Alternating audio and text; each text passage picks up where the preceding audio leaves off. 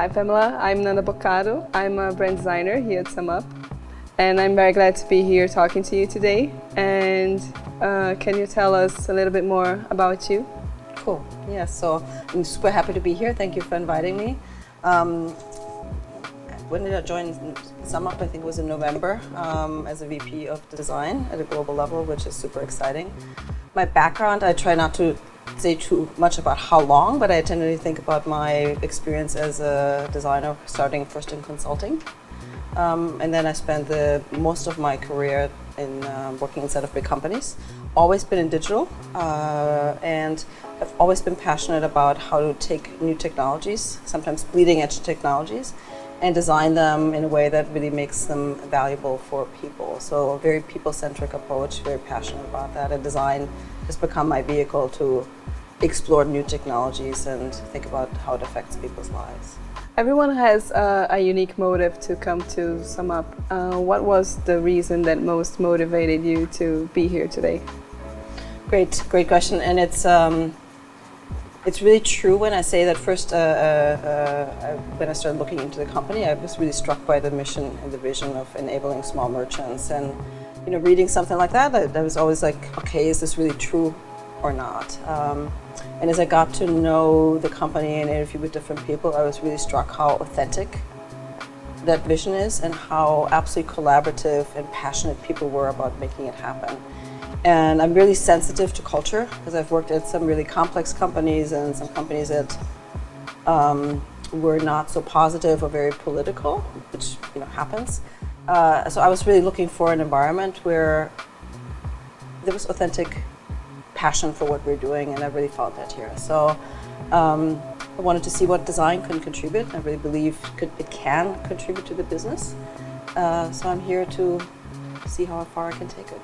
How do you reconcile your design background with the current design practices in SumUp? I think you know that I'm German by origin, so I have a little bit of this Germanic DNA, and I ended up studying at the Institute of Design in Chicago, which was the Bauhaus.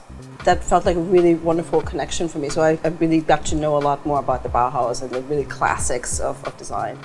And what I really loved about both the school and understanding those roots is they're very process-centric. And so when I entered design, I had already figured out that while I might be interested in the arts, doing graphic design, I wasn't shabby at it, but I wasn't convinced that I would be great at it. And I have a very methodical brain, so I really liked the Institute of Design's methodology and process-oriented approach. And so when I studied there, that's really where I learned about ethnography and research at a time when nobody was teaching user research, right? It was still a bit more traditional graphic design, but technology was coming into play quite heavily. And so my journey started with that. That's where my passion became about technology and shaping it, not just how do I use it. So I bring this rich heritage from, I would say, going back to Bauhaus into how I think. And I keep building on it with new technologies, going into new areas, and the fundamentals of problem solving and understanding people and coming to great solutions is the continuity of it. When you say about designing for people, do you think design and empathy must walk together? Yes, because you can't solve a technical problem, and that's part of it as well, right? We need to apply technology to it. But to be, I think, an exceptional designer, even from a graphic perspective, a graphic designer, it's always still about understanding what do people need to understand, what's the context in which they're trying to understand it, and how do we make it work for them. So empathy is one, but it's also understanding the context and really understanding the psychology and understanding how people's thinking works or how their thinking might be working. My passion of solving people's problems, right? So fundamentally, when we talk about a human-centered approach, it's really putting a lot of weight on understanding the people for whom we're designing. And a lot of companies are saying that, and very, very few are really doing it. One of the things that I see as an opportunity at SumUp that for me is is not insignificantly different, but I have a hard time explaining exactly a shift. I would like to build a user research practice at SumUp that is much more around what I call continuous knowledge building of our merchants, right? So rather than building a user-centered design practice with user research in, let's say, Telefonica, which we did quite well, but a lot of it was either usability or was project-based, right? We'd have a question or initiative, we'd run these projects, and we do our ideation and try to see it through into concepts. For SumUp, I see the need to be just continuous deepening of our knowledge and understanding of our merchants. And I do this because I really see it as a continuous feeding into knowledge. So over time, in a year or two, I don't know how long it will take, somebody in Sofia will understand or can talk about the merchant in Brazil and talk about some use cases and maybe personas, but just really understand that and speak about it. Same way that somebody in German team can talk about a merchant in the UK or a merchant in some future places where we'll be. And will there be projects that we do that are a little bit deeper knowledge building around specific topics? Yes. But I'd like to see it be knowledge that we build for everybody in the company. What is the role of design in SumUp's business strategies and decisions? Great question. So one of the things that I told Daniel when I came that I really wanted to accomplish over the course of time is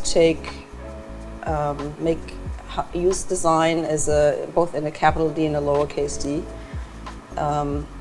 help drive business success. There are quite a few studies that were done by the Design Management Institute and also more recently by, I think, McKinsey on the ROI, long-term ROI of design-centric thinking to the company's bottom line, and I really believe that is true.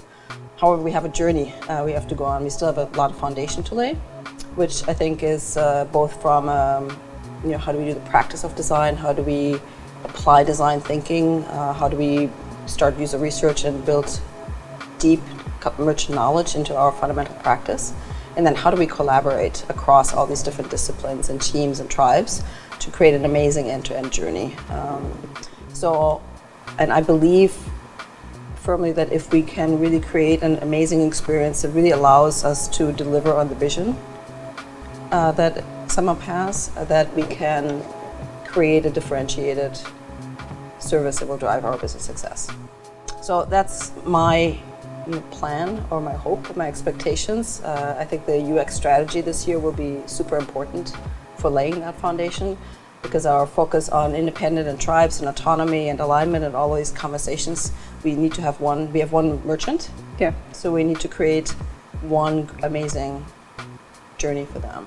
Do you have a message to share to women designers? Diversity is super important, and the women who are in design, super important not only to craft amazing experiences, but to really understand how we need to get involved in the depth of the technology, because that's where a lot of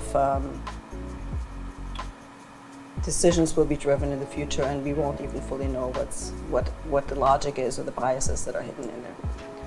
So important from a design perspective, but also engineering and asking questions and really understanding how we solve problems. So thank you for giving us this little time to share with us all that you know. And do you have any final words, ending words? I think SumUp is an amazing company, and I would invite everybody to come work with us, for us, and have impact with us.